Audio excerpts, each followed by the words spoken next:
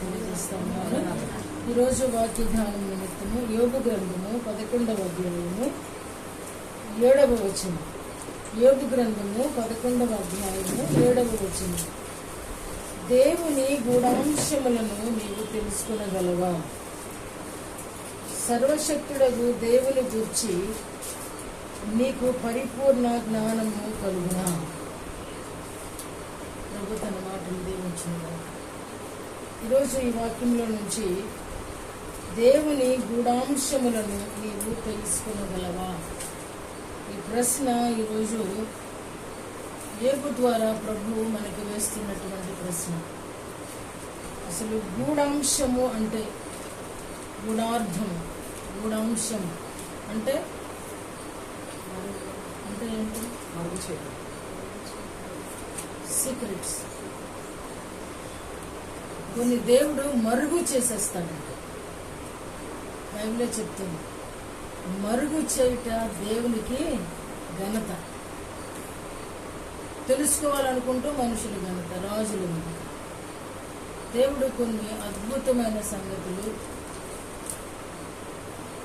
దేవుడు మనకు మరుగు చేస్తాడు అని ఇక్కడ ఈ వాక్యం చెప్తా ఉంది. దేవుని గూఢాంశములను నీవు తెలుసుకునగలవా? ఎప్పుడన్నా ప్రయత్నం చేస్తామా? మనం జరగబోయే సంగతి ఏంటో చెప్పమని అడుగుతామా? అసలు మన భవిష్యత్తు నెక్స్ట్ ఏంటో అనేది రేపటి దినాన్ని గురించి వాడు మాట్లాడగలవా?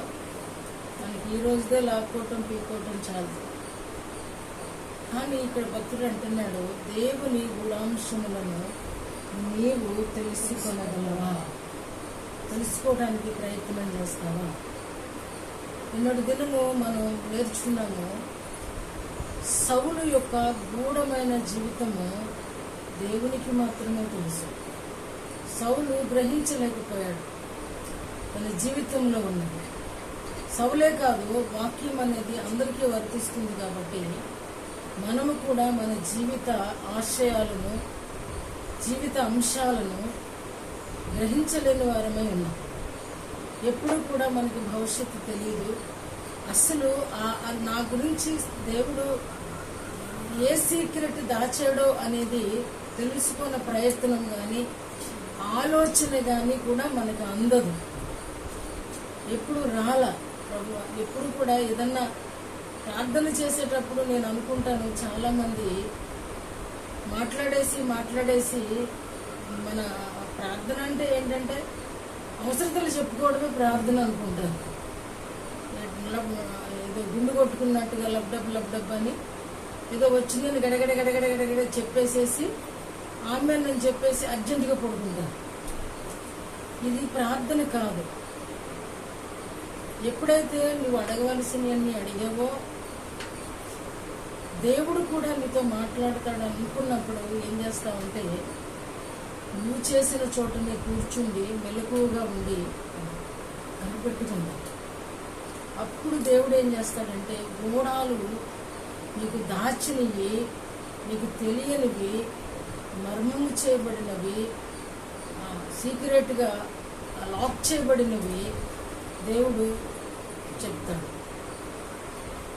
దీనికి అర్థం ఏంటి అని అంటే, దీనికి ఎగ్జాంపుల్ ఏంటి అని అంటే, దానియేలు ప్రార్థన చేస్తూ ఉన్నాడు.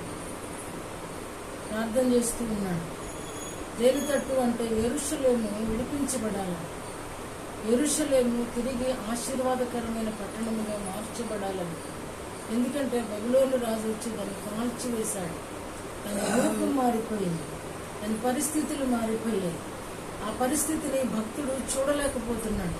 కాబట్టి తిరిగి రమ్యమైన పట్టణముగా తయారు చేయమని ప్రార్థన చేస్తూ ఉన్నప్పుడు అద్భుతముగా దేవుడు దానియేలుతో మాట్లాడటమే కాకుండా ఈలోక యెరూషలేమునే కాకుండా పరలోక యెరూషలేమును కూడా దానియేలు చూడగలిగాడు. అది మర్మం.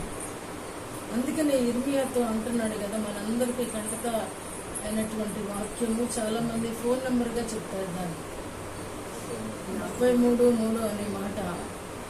నీవు మొర్రపెట్టుము, చదవండి అనమాట. ఆ మాటలు చదవండి. పైన కూడా పైకి వచ్చిన యెహోవా అనే దగ్గర నుంచి చదవండి.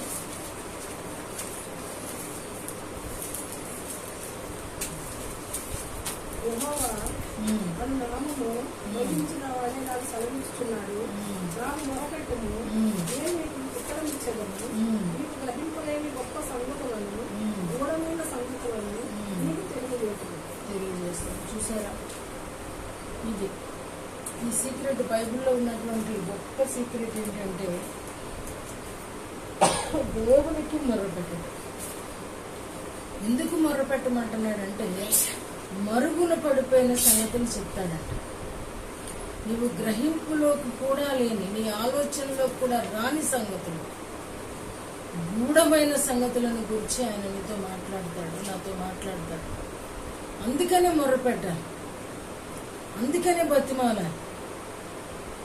ఇదే లేక మనము మన విశ్వాస జీవితాన్ని కానీ, నైతిక జీవితాన్ని కానీ, ఆత్మీయ జీవితాన్ని కానీ పక్క త్రోవకి వెళ్ళిపోయేటట్లు చేస్తున్నాం. చాలాసార్లు ఒప్పుకుంటేనే ప్రార్థన చేస్తామని చాలామంది చెప్తుంటారు. నేను దాన్ని ఒప్పుకోలేదు. ఎందుకంటే బలహీనతలోనే ప్రార్థన చేయటం వస్తుంది. ఆ బలహీనంగా లేవలేని పరిస్థితిలో ఉన్నప్పుడే ఏడుపు వస్తుంది. ఆ సహాయం హెల్ప్లెస్గా ఉన్నప్పుడే బాధ కలిగిద్ది. ఆ నొప్పి భరించలేనప్పుడే ఏడుస్తాం. ఇంకా తెలివిగా ఎలా ఉండొచ్చు అని అంటే నొప్పి కలగక ముందే ప్రార్థన చేయొచ్చు తప్పించుకోవడానికి. ఇది మన ఆత్మీయ జీవితంలో లేని కారణం చేత మొర్ర పెట్టడం అనేది మనకి చేతగాని పరిస్థితిలో ఉన్నందువల్ల గ్రహించలేకపోతున్నాం దేవుడు చెప్పేటువంటి మర్మాలు. కళ అయిపోయినాక ఏడుస్తారు చాలాసార్లు. కళ వచ్చిన తర్వాత కాదు, వస్తుందని దాని గురించి విచారణ చేయరు. ఆ లాస్ అయిపోయినాక చాలా మంది ఏడుస్తూ ఉంటారు. దేవుడు మర్మాలతో మాట్లాడతాడు, దేవుడు ఉపమాన రీతిగా మాట్లాడతాడు. అంతేగాని డైరెక్ట్గా దేవుడు ఎక్కడ కూడా తన భక్తులకి మాట్లాడతాడు. ఎప్పుడు అని అంటే మనం గ్రహించేటట్టుగా మాట్లాడతాడు. ఎప్పుడు అని అంటే ఆయన దగ్గర ఉన్నప్పుడు. ఇర్మియాతో అంటున్నాడు చూడండి. ఇర్మియాతో ఏమంటున్నాడంటే ఎహెజ్కేలు గ్రంథం, ఇర్మియా కాదు, ఎహెజ్కేలు గ్రంథం 2వ అధ్యాయము 6వ వచనం చూడండి ఒకసారి. నరపుత్రుడా, నీవు జనుల మధ్య నివసించుచున్నావు. ఆయనను ఆ జనులకు భయపడుతుంది, వారి మాటలకు భయపడుతుంది. వారు తిరుగుబాటు చేయవారు, వారికి భయపడుతుంది. ఏమన్నాడండి ఇక్కడ? నరపుత్రుడా, నీవు బ్రహ్మదండి చెట్లలోను ముళ్ళ తుప్పలలోను తిరుగుచున్నావు, తేళ్ల మధ్య నివసించుచున్నావు. ఆయనను ఆ జనులకు భయపడకుము, వారి మాటలకు భయపడకుము. ఎందుకంటే ఇది డైరెక్ట్గా చెప్తున్నాడా, మర్మంగా చెప్తున్నాడా? ఏమండి, ఇది ఎవరి గురించి చెప్తున్నాడంటే ఇజ్రాయేల్ ప్రజలని గురించి చెప్తున్నాడు. ఇజ్రాయేల్ ప్రజలు ఎలాంటి వారని చెప్తున్నాడంటే బ్రహ్మదండి చెట్లు అంటే దాని ముళ్ళు చాలా తీపండి, ఆకంత ముళ్ళే ఉంటుంది. తర్వాత రెండో మాట ఏమన్నాడంటే ముళ్ళ తుప్పలతో తిరుగుతున్నా. నిజంగా మన జీవితాలు ఈరోజు ఇజ్రాయేల్ గురించి మనం చాలా అనుకుంటాం. వాళ్ళు దాటలేకపోయారు, వాళ్ళు గునిగారు, వాళ్ళు సనిగారు, వాళ్ళు అలా చేశారేంటి అని అనుకుంటాం. మన జీవితాల్లో కూడా ఇజ్రాయేలీల కంటే ఎక్కువ దారుణాలు ఉంటాయి. అందుకనే వాళ్ళని గురించి ఇక్కడ ఏమంటున్నాడంటే నువ్వు బ్రహ్మదండి చెట్ల మధ్యలో నువ్వు ఉన్నావు. దేవుడు చాలా చక్కటి పాఠం నేర్పిస్తున్నాడు ఎహెజ్కేలుకి. నువ్వు నిజంగా నా మాట విని వచ్చావు, నా మాటని సన్మానించావు. కానీ నేను ఎవరి మధ్యకి పంపిస్తున్నానో తెలుసా? వాళ్ళు యాస మాటలు మాట్లాడేవారు కాదు, వాళ్ళు డైరెక్ట్గా మాట్లాడేవాళ్ళే. కానీ వాళ్ళు ఎలాంటి స్వభావం కలిగిన వారంటే ఎంత తిరుగుబాటు అని అంటే ఆ దగ్గరికి వెళ్ళావంటే నిన్ను గుచ్చిపడేస్తారు, ముళ్ళ తుప్పలలాగా, బ్రహ్మదండి చెట్టులాగా. కాబట్టి వాళ్ళు తిరుగుబాటు చేసేవాళ్ళు. కాబట్టి నువ్వు ఆ మధ్యలో వారికి నువ్వేమీ భయపడని అవసరం లేదు. నిజంగా ఎహెజ్కేలు ద్వారా ఎంత అద్భుతం దేవుడు జరిగించాడు అంటే ఇంతగా సిద్ధపాటు చేసి చివరికి లోయలో ఉన్న ఎముకలన్నీ కూడా జీవము పొందే అంతగా దేవుడు ఎహెజ్కేలుని వాడుకున్నాడు. తర్వాత మరొక మాట అంటున్నాడు 3వ అధ్యాయంలోని 8వ వచనంలో, ఇదిగో వారి ముఖము వలనే నీ ముఖమును కఠినమైనదిగా నేను చేసేదను, వారి నుదురు నీ వలనే నీ నుదురును కఠినమైనదిగా చేసేదను, నీ నుదురు చెకుముకి రాతి కంటే కఠినముగా ఉండు, వజ్రము వలె చేసేదను. వారికి భయపడకుము, వారందరూ తిరుగుబాటు చేయువారైనను వారిని చూచి జడియకుము. ఒకవేళ చెకుముకి రాతిగా, చెక్కుము అంటే ఆకారం లేనటువంటి ముఖాలు కలిగి ఉన్న దేవుడు నిన్ను వజ్రంగా చేస్తాడు. వజ్రం చూడడానికి చక్కటి రూపం ఉంటుంది, చూడడానికి చాలా కళ్ళకు ఇంపుగాను ఉంటుంది. ఒకవేళ ఆ దేవుడు అంటున్న మాట ఏంటంటే మన స్వభావము చెకుముకి స్వభావమే, కానీ ఆయన వజ్రం వల్లే చేయడానికి చూస్తున్నాడు. ఇది మర్మం. ఇది ఆయన గూఢంగా దాచిపెట్టేటువంటి ప్రతి వ్యక్తికి గూఢపరిచిన మర్మం ఏంటి అని అంటే, నువ్వు చెకుముకి రాతివి, ముళ్ళ తుప్పవు, అయినప్పటికీ దేవుడు ఏం చేస్తానంటున్నాడంటే వజ్రము వల్లే, కోహినూరు వజ్రం వల్లే చేస్తాడు. ఎప్పుడన్నా యోచించావా? ఈ బ్రతుకు కొరకే ఎంపర్లాడతాము, ఈ బ్రతుకు చాలనుకుంటాము, చేసే భక్తి చాలనుకుంటాము, కానీ తనను తానుగా ఉండనియండి, తన వైపు చూడద్దు. కాబట్టి అసలు దేవుడు మనని ఎందుకు ఏర్పాటు చేశాడు? చాలాసార్లు ఎలాగ భ్రమపడిపోతుందంటే సంఘం ఈరోజు, అంటే అన్ని సంఘాలు అలాగే ఉన్నాయో ఇక్కడే ఇలా ఉందో నాకు తెలియట్లేదు, కానీ ఒకటే ఏది ప్రలోభ పెడుతుంది అంటే, మీరు రాజులైన యాజక సమూహము అని అంటే అసలు రాజులు యాజకులు అనుకుంటున్నారు, అనేసుకుంటున్నారు. అసలు రాజుకు ఉండవలసిన లక్షణాలేంటి, యాజకుడు ధరించుకోవలసిన లక్షణాలేంటి? యాజకుడికి ఫ్రీడమ్ లేదు, యాజకుడు ఏది పడితే అది మాట్లాడడానికి లేదు, యాజకుడు ఏది పడితే అది ధరించడానికి లేదు, యాజకుడు ఏది పడితే అది తినటానికి లేదు, ఎక్కడికి పడితే అక్కడికి వెళ్ళడానికి స్వాతంత్ర్యం లేదు. అన్ని స్వాతంత్ర్యాల్లోనూ మునిగి తేలుతూ మేము యాజకులు ఎవరంటే మేమే అంటే అది ఎంతవరకు సమంజసమో నాకు అర్థం కాదు. ఈ గూఢాంశం ఎందుకు తెలియట్లేదో నాకు అర్థం కాదు. ఎలా చెప్తావు యాజకుడివే? చెప్పాలి అని అంటే ఖచ్చితంగా యాజకుడు లక్షణాలన్నీ అమర్చుకొని ఉండాలి. యాజకుడు లాగా మన ప్రవర్తన ఉండాలి, మన తీరుండాలి, మన బ్రతుకు ఉండాలి, మన మాట ఉండాలి, మన ఆలోచన ఉండాలి. ఏమండి, యాజకులు సాధారణమైన వాళ్ళ? ఏమండి, పొర్లిపోయే యోర్ధాను మందసం పట్టుకుని వారి పాదాలు అలా మోపేసరికి యోర్ధాను వెనక్కి వెళ్ళిపోయిందంట. అంత స్ట్రాంగ్నెస్ యాజకుడికి ఉంది. ఒక యాజకుడు వచ్చి కుష్టి కలిగిన వానికి అలా నీళ్లు చల్లితే స్వస్థత పొందేవాడు. ఆ యాజకుడిగా నువ్వు ఉన్నావా? ఎలా చెప్తారండి యాజకుడని? ఏమండి, ఈ యొక్క గూఢాంశం మనం గ్రహించవా? ఇదే గూఢాంశం అంటే, ఇదే నువ్వు గ్రహించలేనిదంటే, ఇదే మనం గ్రహించలేనటువంటి గూఢ వాక్యాలు అంటే. వాక్యం అనేది పదులు గలది, రెండంచులు గలది. నిన్ను చెక్కకుండానే చెక్కినట్టుగా నొప్పి తగిలితే ఎలా? వాక్యము చెక్కుతుంది మనల్ని, చెక్కకుండానే అబ్బాని కేకలు వేయటము, ఫీల్ అయిపోవటం నేను ఒక వజ్రాన్ని అని. వజ్రాన్ని నేను మొన్న ఒక చిన్న వీడియో నేను చూశాను. ఒక రాయిని కట్ చేశాడు, 4-5 మిషన్స్ వాడాడండి ఆ వజ్రాన్ని ఒక ఉంగరంలో వజ్రం వేయడానికి. ఎన్ని రకాలుగా దాన్ని సాధు చేశాడండి. చూసినప్పుడు అది మామూలుగా ఆడుకునే ఆ గుండ్రపు రాళ్లలాగా ఉంది అది చూడడానికి, కానీ దాన్ని అతను చెక్కినప్పుడు ఎన్నిసార్లు మిషన్ల మీదకి వెళ్ళిందో ఆ రాయి, అప్పుడు కానీ దాని ఒరిజినాలిటీ బయటకు వచ్చింది. అందుకే అంటున్నాడు ఇక్కడ ఇర్మియాతో, అరే చూడడానికి ఇజ్రాయెల్ ప్రజలు అటు ఇటు కొట్టిన రాళ్ల లాంటి వాళ్ళు, ఆకారం లేనటువంటి వాళ్ళు, కానీ అలాగ నేను నిన్ను చేయను. నిన్ను వారిని చెక్కడానికి అంటారు కదా, వజ్రాన్ని వజ్రంతో కోయాలంటారు. ఆ వజ్రంగా నేను చేయబోతున్నాను. ఆ వజ్రమే యాజకుడు. ఇప్పుడు ఇతను యాజకుడిగా ఉన్నాడండి, ఎరిస్కేల్ ప్రవక్తక యాజకుడు. కాబట్టి ఈరోజు గూఢాంశములు నువ్వు తెలుసుకుంటావా? గూఢాంశములను నీవు తెలుసుకొనగలవా? దేవుడు అసలు మనకి మనకి ఎలాంటి స్వభావం ఇచ్చాడు, ఎలా అసలు ఆ సారి మీదకి వచ్చిన అనుభవం ఉందా అంటే కష్టకాలమేనండి. ప్రతి వ్యక్తికి కూడా మీకున్నటువంటి కష్టకాలమే ఆయన చేతిలో పడే కాలం. ఆయన చేతిలో నువ్వు ఉన్నావు అని అంటే వచ్చిన శ్రమే ఆయన చేతిలో ఉన్నావు అనేది లెక్క. కష్టం లేకపోతే ఆయన చేతిలో ఉండవు, నిలవవు, కాలు నిలవదు, మనస్సు నిలవదు, చేతులు ఆగవు, ఏది కూడా మన మనస్సు ఆధీనంలో ఉండవు. అందుకనే అన్నిటికంటే వేగంగా పరిగెత్తేది ఆలోచన అంట.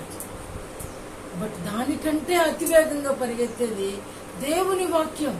నీ ఆలోచనలు కూడా కట్ చేయగలదు. ఇది నిజం. ఒకవేళ ఎలాంటి చెడు ఆలోచన వచ్చినా, ఎలాంటి ఆలోచన వచ్చినా మన స్థాయికి మించింది దేవుడు ఏం చేస్తాడంటే ఆ ఆలోచనల్ని కట్ చేస్తాడు. అంటే నీ ఆలోచన కన్నా దేవుని వాక్యము బలమైనది. మన తలంపుల కన్నా దేవుని వాక్యము అతి వేగవంతమైనది. నీటి కన్నా, గాలి కన్నా, నీ ఆలోచనల కన్నా బహువేగముగా పరిగెత్తేది దేవుని వాక్యము. అన్నిటికీ అడ్డుకట్ట వేయగలదు. కాబట్టి దేవుని గుణాంశములు తెలుసుకొనడానికి ప్రయత్నించి ఎప్పుడూ చేసిన ప్రార్థనే కాకుండా ఆ సత్యమే ఈరోజు మొట్టమొదటి రాజుగారు తెలుసుకోలేకపోయారు. మన మొదటి రాజు ఆ దేవుని మనస్సును తెలుసుకోలేకపోయారు. దేవుడు ఆయన కొరకు సిద్ధపాటు చేసినటువంటి ఆ మర్మాలను తెలుసుకోలేకపోయాడు. ఆయన కొరకు దాచి ఉంచినటువంటి సీక్రెట్లేమి కూడా తెలుసుకోలేకపోయాడు.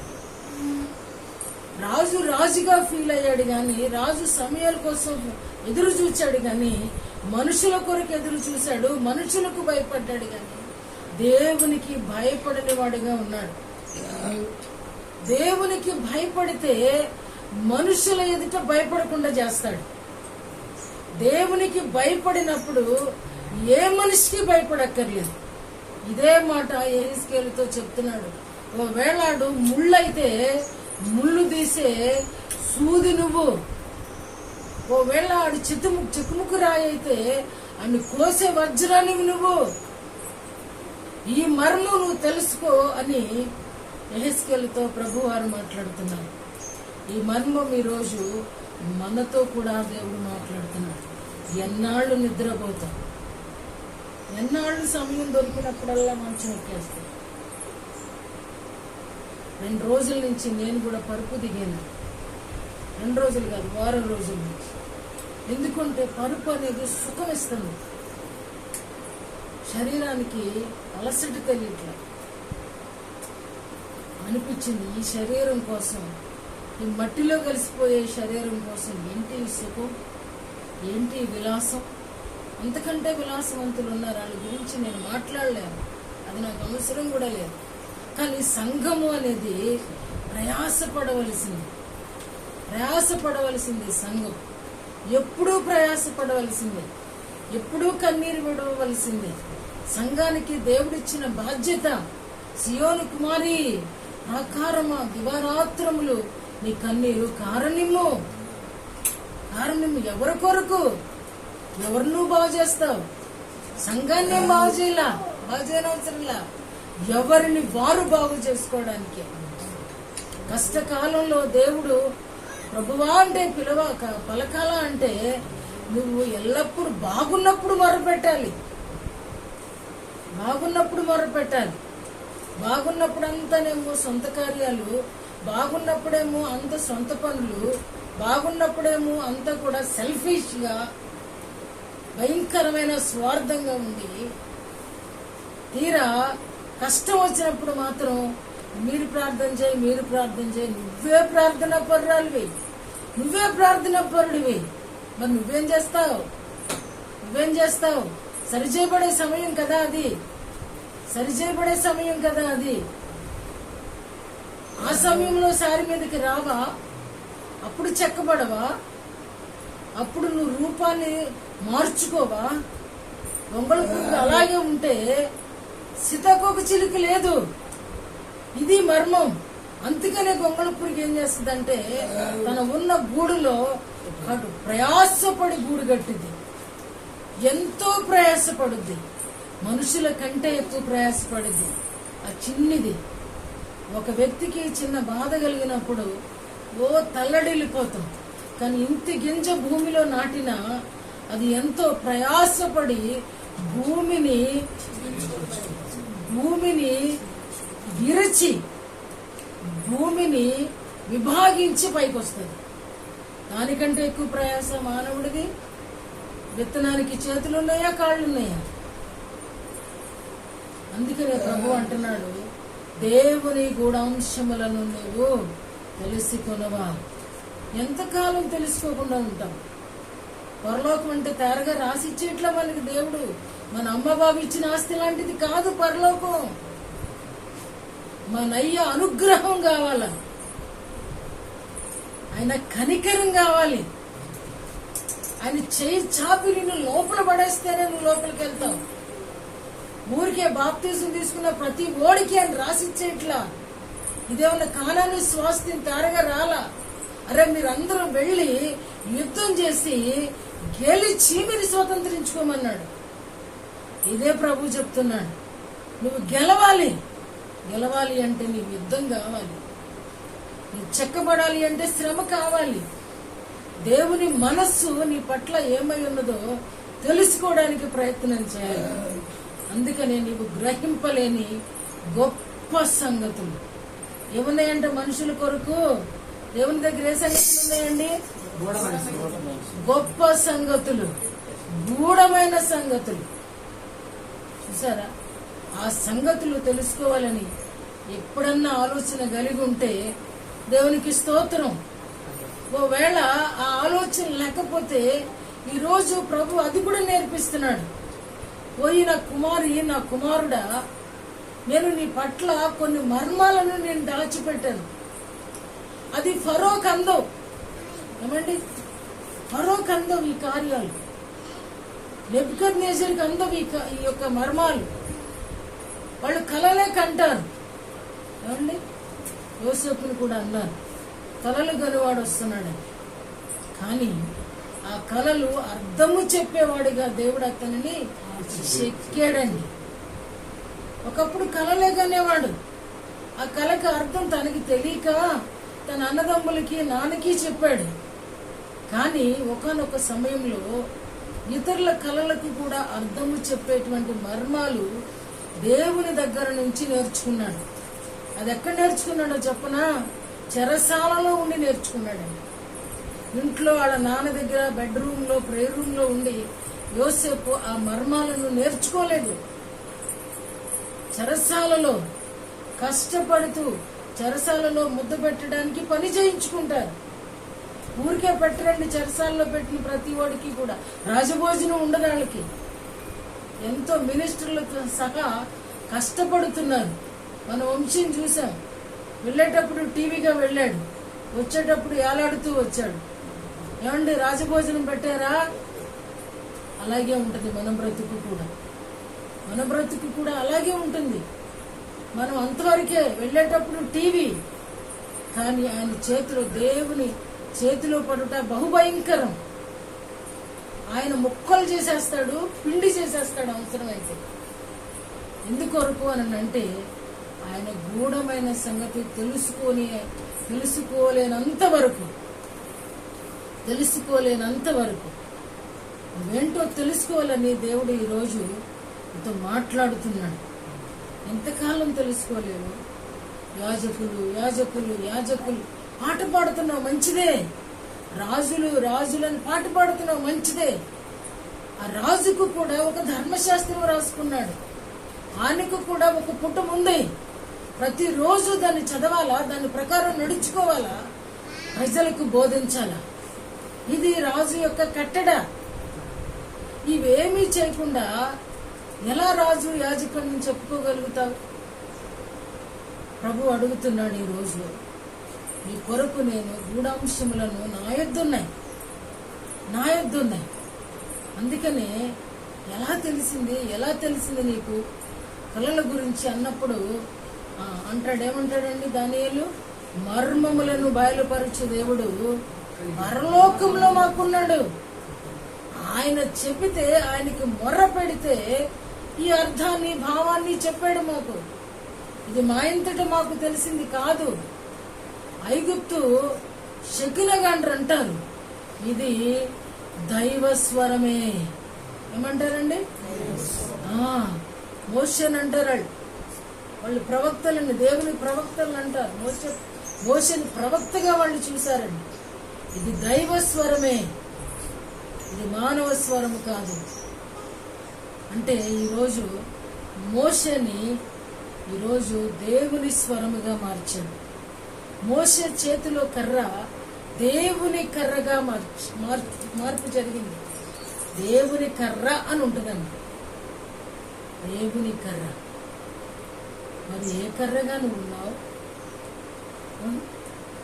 అంటే సృజించినందుకు ఆయనకి నువ్వేం చేయబోతున్నావు? ఆయన పోషించినందుకు నువ్వేం చేయబోతున్నావు? నిన్ను స్థిరపరిచినందుకు ఏం చేయబోతున్నావు? నీకు ఉద్యోగ భిక్ష పెట్టినందుకు ఆయనకు నువ్వేమి ఇవ్వబోతున్నావు గిఫ్ట్? నీకు సకల సమృద్ధి ఇచ్చిన నా దేవునికి నేనేం చేయబోతున్నా? ఇది ప్రభు అడుగుతున్న ప్రశ్న. నేను అడగట్లేదండి, ప్రభు అడుగుతున్న ప్రశ్న. నీకోసమైనా వెంపర్లాట? నీకోసమేనా? నీకోసమేనా అంటున్నాడు ప్రభు. తిరుగుబాటు చేసే ప్రజలు వాళ్ళు తిరుగుబాటుదారులు. ఎంతకాలం తిరుగుబాటు చేస్తావు? సౌలు విషయంలో అంటున్నాడు, తిరుగుబాటు చేయుట సోది చెప్పుట అనే పాపంతో సమానం. తిరుగుబాటు సోదిదానివి, సోదిగాడివి. వాక్యం పెడుతుంది, ఆలోచన చెయ్యి. ఎంతకాలం? నీకు కాళ్ళు ఇచ్చాడు, నడుస్తున్నావు కదా.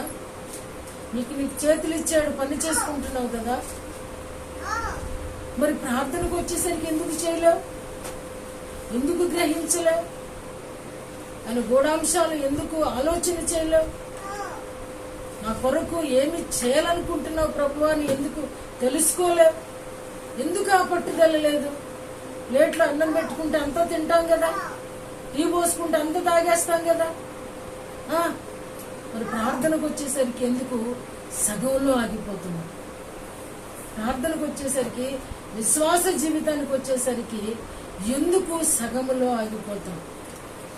చెక్కని తయారయ్యి అవ్వని ఆ పరిస్థితి ఎందుకు అని ఈరోజు దేవుని వాక్యం మనని ప్రశ్నిస్తుంది. నిన్న చాలా మంది రాలేకపోయారు కదా. నిన్న సౌలుని గురించి మాట్లాడుకున్నటువంటి మాటలు మరొకసారి దేవుడు జ్ఞాపకం చేయాలనుకుంటున్నాడు. గొప్ప వారి కొరకు చెప్తున్న మళ్ళీ ఈ మాటలు దినవృత్తాంతాల గ్రంథం 10వ అధ్యాయము 13వ వచనం. ఈ ప్రకారము యెహోవా ఆజ్ఞ గైకొనక ఆయన దృష్టి ఎదుట చేసినందుకును యెహోవా యొద్ద విచారణ చేయక కన్న పిశాచముల యొద్ద విచారణ చేయుదానిని వెదికినందుకును సౌలు హతమాయెను. అందునిమిత్తము యెహోవా అతనికి మరణ శిక్ష విధించి రాజ్యమును యెషయా కుమారుడు మరణ శిక్ష. మరణమేమో అందరికీ సహజమైంది. దేవుడు ఎప్పుడు పిలిస్తే అప్పుడు ముగించుకుని వెళ్ళిపోవాలి. కానీ ఇక్కడ సౌలు జీవితంలో అది జరగటం లేదే. ఆయన జీవితంలో ఏమంటున్నాడంటే మరణం అతనికి శిక్షగా విధించబడింది. ఎందుకు అని అంటే దేవుని ఆజ్ఞ గైకొనకపోవడం ద్రోహం. దేవుని ఆజ్ఞ గైకొనకపోవడం ద్రోహం చేస్తాం, తిరుగుబాటు చేయటం. ఆయన దగ్గర విచారించకపోవడం ఒక నేరం కాదని పోయి కర్ణ పిశాచముల దగ్గర విచారించడం ఇంకా బలమైనటువంటి నేరం. దీనివల్ల సౌలుకి మరణ శిక్ష విధించబడినట్టు. ప్రార్థన చేయకపోయినప్పుడు నీకు భయం కలగాల, అప్పుడు పడిపోవాలండి. ఎందుకనంటే ఏ రోజైతే మనకి ఎందుకు ఆయన అంత కఠినంగా ఆ సౌలును మన ముందు ఉంచాడు అని అంటే మనం నాశనం అవ్వకోకుండా మనల్ని సేవ్ చేయడానికి ఇంత గట్టిగా ఎందుకు చెప్తున్నాడు అని అంటే సౌలు గతి పట్టకుండా ఉండడానికి, సౌలు లాగా సూసైడ్ చేసుకుండా ఉండడానికి. సౌలుని ఎవరో చంపల, అతని ఖడ్గము మీద అతనే పడి చనిపోయాడు. అతని శాపం అతని కుమారులను వెంటాడింది. ఈవెన్ వాడి దగ్గర పని చేసేవాడిని కూడా వెంటాడింది. దాన్నే శాపము అంటాం. శాపానికి నాందిగా ఉన్నాడు. ఎందుకు అంటే కేవలము దేవుని ఆజ్ఞలు గైకొనుకుపోవడం. దేవుని ఆజ్ఞలు అందుకని అన్నాడు, నా ఆజ్ఞలు అదేదో భారమైపోయినాయి కాదు, సులువైనవి. అంటే నడుచుకోవటం సులువే. అది ఎప్పుడు వస్తుంది అని అంటే ప్రతిరోజు ఎక్సర్సైజ్లో వస్తుంది. ప్రతిరోజు కూడా ప్రతి దానికి ప్రయాసపడతాం. షుగర్ తగ్గాలంటే వాకింగ్ అంటే పరిగెడతాం. ఏమండి, బీపీ వాడికి బీపీ తగ్గాలంటే పరిగెడతాం. ఉప్పు తినం, కారం తినం. ఇంకేదైనా రోగం ఉన్నవాడికి అది తినొద్దంటే వాటికి మాత్రం చాలా శ్రద్ధగా ఉంటాం.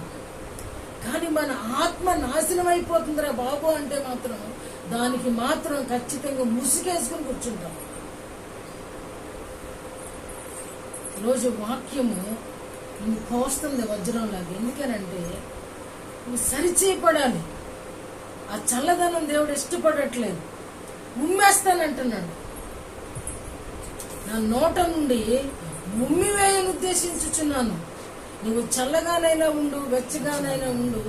నులువెచ్చని స్థితిలో ఉంటే నా నోట నుండి ఉమ్మివేయను ఉద్దేశించుచున్నాను. వేస్తాడండి. ఆయన కోపం వస్తే ఉమ్మే వేస్తాడు. మిరియాము ప్రవక్తిని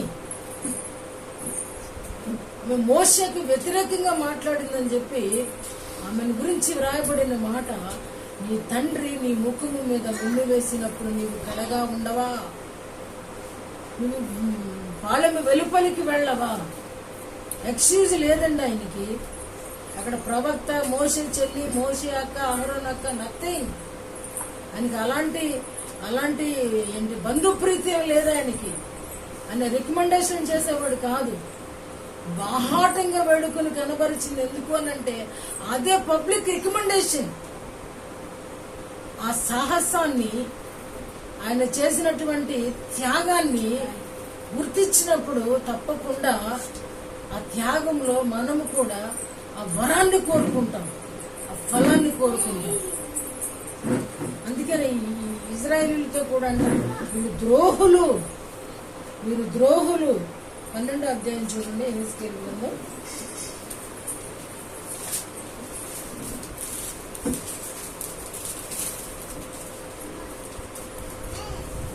అవును. మరియు యెహోవా వాక్కు నాకు ప్రత్యక్షమయ్యేలాగా సెలవిచ్చెను. నరపుత్రుడా, మొదటి వచనం, తిరుగుబాటు చేయి వారి మధ్య నీవు నివసించుచున్నావు. వారు ద్రోహులయుండి చూచు కన్నులు కలిగి చూడకయున్నారు, వీళ్ళు చెవులు కలిగి వినకయున్నారు. వింటున్నావా? ఏమండి, ఇజ్రాయేలీలు అంటున్నాడా, మనల్ని అంటున్నాడా? ఇప్పుడు ఇజ్రాయేలీలు ఒక్కరేనా? ఆయనకి కావలసిన వాళ్ళు ఈ లోకంలో మనల్ని గురించే మాట్లాడుతున్నాడు. ఎవరమంట? సౌలేమన్నాను, ద్రోహము చేశాడన్నాను. ఈరోజు పబ్లిక్ గా ప్రభు అంటున్న మాట, మీరు ద్రోహులు. అంతేనా? వారు ద్రోహులు అంటే ఎవరి కాళ్ళు? మేం కదా. ఇజ్రాయేల్ ప్రజల, నేను ద్రోహిని. ఇస్కరియోతే కాదండి ద్రోహి.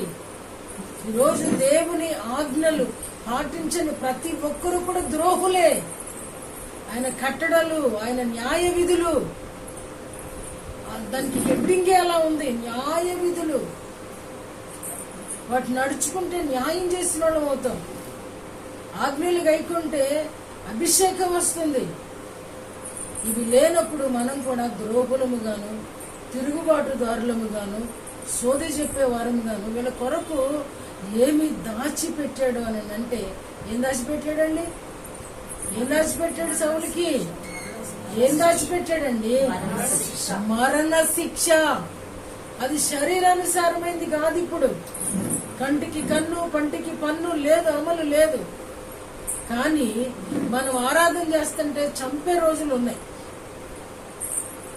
మనం ఆరాధనలకి అడ్డుపడేటువంటి సాతాను పబ్లిక్ లోకి వచ్చింది. ఇప్పుడు అది మనుషుల్లోకి దొరబడిపోయింది.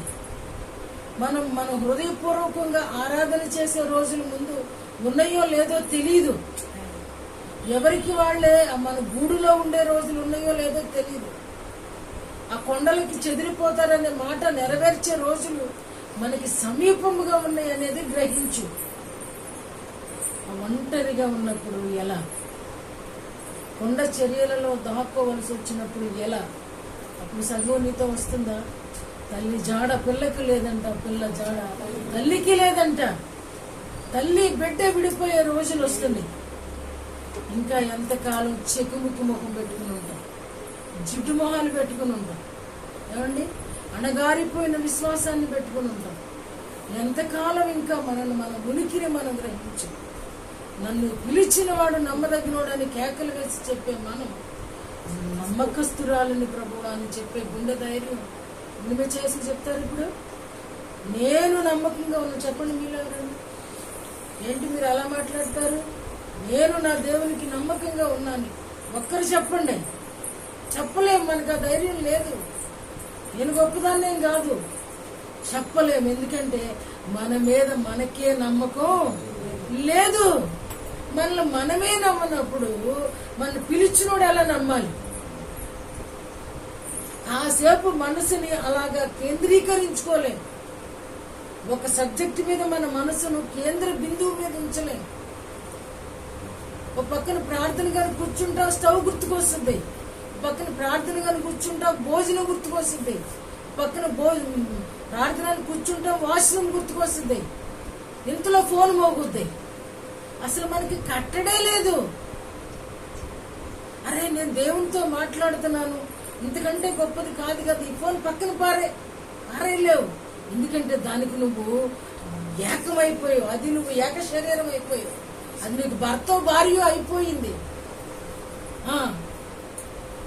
దేవుని మందిరానికి వచ్చినప్పుడు ఫోన్ స్విచ్ ఆఫ్ చేయడానికి మనసు అప్పదు, అది మోగాలి. మన విఐపీ కాదు, అయినప్పటికీ కూడా దానికి ఎడిట్ అయిపోయాం అంతే. దానికంటూ కట్టబడిపోయామండి, దానికంటూ కట్టబడిపోయాం. ఏదో చూస్తామని మొదలెడతావు, చెత్త అంతా చూస్తావు, దాన్ని అది నేను చెత్త బుట్టగా మార్చేస్తుంది. అందులో ఉన్న చెత్త అంతా ఇందులోకి వచ్చేస్తుందండి. ఇది నింపేసుకుంటుంది, దీనికి తెలియట్లా. అందుకని నువ్వేంటో గ్రహించు. ఒకవేళ నీ గ్రహింపు రాలేదనుకో, రా, దేవుడు అంటున్నాడు రా మొర్రపెట్టు. నువ్వు గ్రహించలేనిది నేను చెప్తారా, నీకు అర్థం కాంది నేను చెప్తారా, నీ జ్ఞానానికి అందన్నది నేను చెప్తారా. ఓ స్త్రీ వచ్చింది, సొలొమోను దగ్గరకు వచ్చింది, గూఢాంశములతో గూఢ వాక్యములతో ఇబ్బంది పెట్టాలని వచ్చిందంట. వచ్చిన తర్వాత అంటుంది, అరే నా దేశంలో ఉన్నప్పుడు నిన్ను గురించి విన్నది చాలా కొంచెమే, కానీ నేను వచ్చి నిన్ను చూసిన తర్వాత అసలు నా ఊహకి అందనంత జ్ఞానము నీ దగ్గర ఉంది. విలోక జ్ఞానం శూన్యమైపోద్దండి. లోక జ్ఞానం శూన్యమైపోద్ది. దేవుని జ్ఞానము పవిత్రమైనది, దేవుని జ్ఞానము పవిత్రమైనది. అది నిన్ను మార్చుద్ది, అది నీ జీవితాన్ని దిద్దుద్ది. నీ జీవితాన్ని చిన్నపిల్లలకి మన అక్షర జ్ఞానం చెప్పేటప్పుడు వాళ్ళు చేయి పట్టుకుని దిద్దిస్తారు. ఇంట్లో తల్లిదండ్రులైనా బయట టీచర్ అయినా అని 2-3 తరగతులకు వచ్చిన తర్వాత కూడా ఆయన్ని పెన్సిల్ పట్టుకుని దిద్దించరు. ఎందుకంటే వాడికి జ్ఞానం అలవాటు పడ్డాడు, అంటే బుర్ర పనిచేస్తుంది. ఇప్పుడు అలాగే ఇంకా చైల్డ్లాగా దిద్దించాలా? ఏమండి, చైల్డ్లాగా దిద్దించాలా? ఇంకా రావాలా? ఒకవేళ రావడానికి ఆయన సమర్థుడే, ఇష్టపడుతున్నాడు. నువ్వు ఎలాగున్నా ఇష్టపడుతున్నాడు. నువ్వేదో ముళ్ళ జమ్ము చెట్టులాగా ఉన్నా, లేదా జిల్లేడు మొక్కలాగా ఉన్నా, ముళ్ళ తుప్పలాగా ఉన్నా, చిక్కుముక్కి రాయిలాగా ఉన్నా, కఠిన హృదయముగా ఉన్నా, ద్రోహిగా ఉన్నా కూడా ఆయన తూ అని వెళ్ళిపోయే దేవుడు కాదండి. ఎందుకంటే ఆయన ప్రయాస ఆయనకి తెలుసు, ఆయన కష్టం ఆయనకి తెలుసు, ఆయన గాయాల నొప్పి ఆయనకి తెలుసు, డొక్కలో బళ్ళెప్పు పోటులో పడిన బాధ ఆయనకి తెలుసు, ఎన్నో గంటలు ఆ సిలువలో వేలాడిన కష్టం ఆయనకి తెలుసు. ఆ కష్టం వ్యర్థమైపోకుండా మనం ఏ పరిస్థితిలోనున్నా ఆయన సరి చేయడానికి సమర్థుడు. అసహించుకునే దేవుడు కాదు. మనమే ఆయన్ని ఒక విధంగా ఆయనకి ద్రోహం చేస్తున్నాం. మనకి అది అర్థం కావాలని పరిస్థితిలో ఉన్నాం.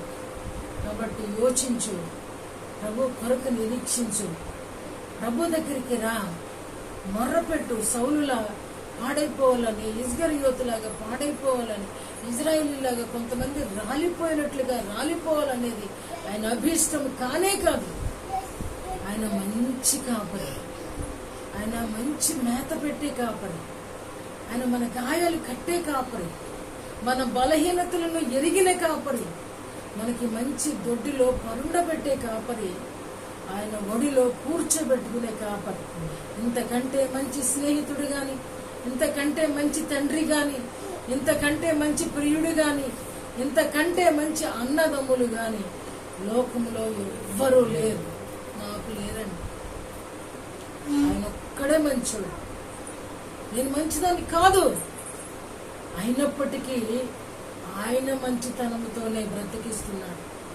ఆయన మంచితనమే లేవనెత్తుతుంది. నేనున్న స్థితి ఇవాళ ఉండదు. ప్రతి జీవితానికి అంతే. ప్రతి జీవితాన్ని లేవనెత్తేవాడు ఆయనే. కాకపోతే నమ్మకత్వము నీ ఆయుధముగా ఉండాలి. నమ్మకత్వం నీ ఆయుధంగా ఉండాలి. నీకు ఎంత బాగోకపోయినా, తినకపోయినా, శరీరము సహకరించకపోయినా అలాగే కింద పడి ప్రభువా కరుణించని కేకవై 5 నిమిషాల్లో గాలికి బెలూన్ కొట్టినట్లుగా చచ్చుబడిపోయిన నీ శరీరానికైనా జీవంతో నింపే గొప్ప దేవుడు. ఇది నిజం. నేను మిమ్మల్ని అబద్ధం చెప్పి మోసం చేయాల్సిన అవసరం లేదు. దేవుని నమ్ము. ఆయన యొక్క మనలో ఆ ఏ మర్మాన్ని నా జీవితంలో ఆయన దాచిపెట్టాడు, ఏ సీక్రెట్ నా కొరకు ఆయన దాచిపెట్టాడో ప్రలాపించాడు. ప్రభువా నేను ఏంటి ఈ సీక్రెట్? ఈ కష్టంలో పడి ఉండడానికి ఏమి దాచిపెట్టావు? అది నాకు తేటపరచు. మన భక్తులందరూ కూడా లీస్ట్ లో నుంచి హైయెస్ట్ కి వెళ్ళిన వాళ్ళు. ఏమండి, గొర్రెలు కాచుకునేవాడు ఇవాళ రాజు అయిపోయాడు, అధిపతి అయిపోయాడు. పరలోకంలో కూడా ఆయనగా బాధ్యతలు అప్పగిస్తాడంట దేవుడు. దావీదు వచ్చి నా గొర్రెలను మేపుతాడంటున్నాడు ప్రభువు. ఎంత నమ్మకం అండి. అదే వర్ధిల్లడం, దాన్నే వర్ధిల్లడం అంటారు. అంటే ఈ రోజు కూడా దావీదు చనిపోయి మనతో మాట్లాడుతున్నాడు. కొంతమంది చెప్పుకుంటారు మా నాయనమ్మ ప్రార్థన పర్రాలు, మా తాతగారి ప్రార్థన పర్రాలు, లేదా మా తల్లి ప్రార్థన పర్రాలు. వాళ్ళు మాట్లాడుతున్నారండి. చనిపోయి మాట్లాడటమే నీ యొక్క విశిష్టత. ప్రభు 2000 సంవత్సరాల క్రితం చనిపోయారు, కానీ ఈ రోజు మనతో మాట్లాడుతున్నాడు. ఆయన తలుచుకుంటే చాలు మనకు ఉజ్జీవం. ఆయన కేక వేస్తే చాలు నేనున్నానంటాడు. ఎందుకు అంటే ఆ చనిపోయినాక కూడా నీ జీవితం కొనసాగటమే క్రైస్తవ్యం. చనిపోయినాక కూడా మాట్లాడటం క్రైస్తవ్యం. చనిపోయి కూడా బ్రతకడం క్రైస్తవ్యం. ఇది దేనిలోనూ లేదండి, దేవుడిచ్చిన ఈ కృపలోనే మనకుంది. కాబట్టి ఇజ్రాయేలు ప్రజలు ద్రోహులు, ఆ ద్రోహిగా నువ్వు ఉంటావా? ఆ ఇజ్రాయేలులకు చెందిన వాడే సౌలు అతనిలాగా ద్రోహిగా ఉంటావా? లేదు ప్రభువా, నీ మర్మాలు నేను తెలుసుకోవాలనుకుంటున్నా, నా పట్ల నీ ఉన్నత ఉద్దేశం ఏమిటో తెలుసుకోవాలనుకుంటున్నాను ప్రభు, నాతో మాట్లాడు అని నువ్వు ఆయన మాటల కొరకు వేచి చూచి ఆయనకు మొర్రపెట్టి గ్రహింపలేని సంగతులను తెలుసుకుంటావు. నీ ముందు దేవుడు పెడుతున్నటువంటి సత్యం అది గ్రహించి మెలకువలోకి వచ్చి నిద్రను వీడి ప్రభు తట్టు తిరుగుతావా? దేవుడు అభిషేకిస్తాడు, ఆత్మతో నింపుతాడు, ఉపయుక్తమైన పాత్రగా చేస్తాడు. చచ్చినా నువ్వు బ్రతికే ఉంటావు అనేటువంటి మాటలు నన్ను జ్ఞాపకం చేస్తూ ముగిస్తున్నాను. ప్రభు తన మాటలు దీవించిన గాక. ఆమేన్.